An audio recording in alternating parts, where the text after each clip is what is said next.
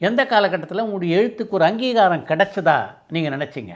அதாவது 1985ல் அப்போ எல்லாம் கதை எழுதிட்டு இருந்தேன். அப்போ சென்னையிலேருந்து அசோகன் ஜிஏ பப்ளிகேஷன் பாக்கெட் நாவல் அசோகன் அவர் பாக்கெட் நாவல்னு ஒன்று ஆரம்பிச்சுட்டு இருந்தார். அவங்க அப்பா வந்து அனிலங்கிற பத்திரிகை ஆரம்பிச்சிட்டு இருந்தார். எல்ஜி ராஜ். ராஜ் அவர்கிட்ட ட்ரைனிங் இருந்ததுனால அவர் வந்து என்னை பார்த்துருக்கார். அவர் என்னோடய நாவலுக்கு படிச்சுட்டு எனக்கு இருக்கிற வரவேற்பை பார்த்துட்டு நேராக வீட்டுக்கு வந்துட்டார். வந்து அண்ணே எல்லா பத்திரிகை ஆசிரியர்களும் என்னை சாரன்னு கூப்பிட்ட காலத்தில் அண்ணேன்னு கூப்பிட்ட முதல் ஆள் வந்து அசோகன் தான். அண்ணே உங்களுக்காக ஒரு பத்திரிக்கை ஆரம்பிக்கிறேன் 1985ல் சொல்கிறார்.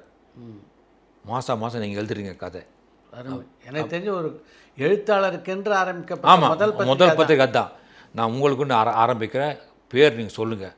அதுக்கு இல்லை அசோகன், நான் மாதம் எழுத ரொம்ப கஷ்டம், கதைங்கிறது சாதாரண விஷயம் இல்லை அப்படின்னு. அண்ணே யானைக்கு அதன் பலன் தெரியாது. அவர் சொன்ன வார்த்தை, யானைக்கு அதன் பலன் தெரியாது, அங்குசத்தை பார்த்து பயந்துட்டு இருக்கோம்.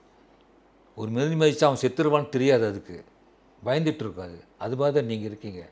உங்களால் முடிவு பண்ண நீங்கள் மாதம் ஒரு கதை கொடுங்க, நான் அதை பப்ளிஷ் பண்ணுறேன். பாக்கெட் நாவல் சைஸில் புக்காக போடுவோம்.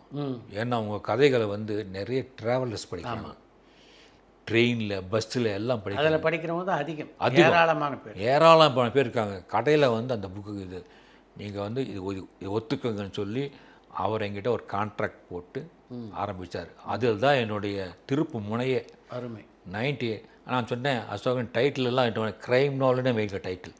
சூப்பர். உடனே க்ரைம் நாவல் டைட்டில் வச்சார். முதல் கதை நந்தினி 440 வேர்ல்ட்ஸ் அப்படிங்கிற கதை. அது முதல் கதையும் நல்ல கதையை அமையணுங்கிறதுக்காக நான் ரொம்ப அதுக்கு மெனக்கெட்டேன். அப்போது எனக்கு வாசகர்கள் நிறைய பேர் வந்தாங்க. அபிராஜன்னு சொல்லி ஜெயிலில் இருக்கக்கூடிய ஒருத்தர், அவர் வந்து ஜெயில் வார்டனாக இருக்கார். அவர் என்கிட்ட வந்து ஒரு கதையை முதல்ல சொல்லியிருந்தார். சார் எவ்வளோ கதை எழுதுறீங்க, நான் ஒரு கதை சொல்கிறேன். என்ன, ஒரு தூக்கு தண்டனை கைதி வந்து கடைசி ஆசையாக தன்னுடைய கண்களை வந்து யாருக்காவது தானம் பண்ணணும்னு சொல்லி கொடுத்தா, இதை வச்சு பேஸ் பண்ணி ஒரு கதை எழுதுங்க சார் அப்படின்னா. அப்போ தான் நான் வந்து ஒரு கதை நந்தினி 440 வேர்ல்ட்ஸ்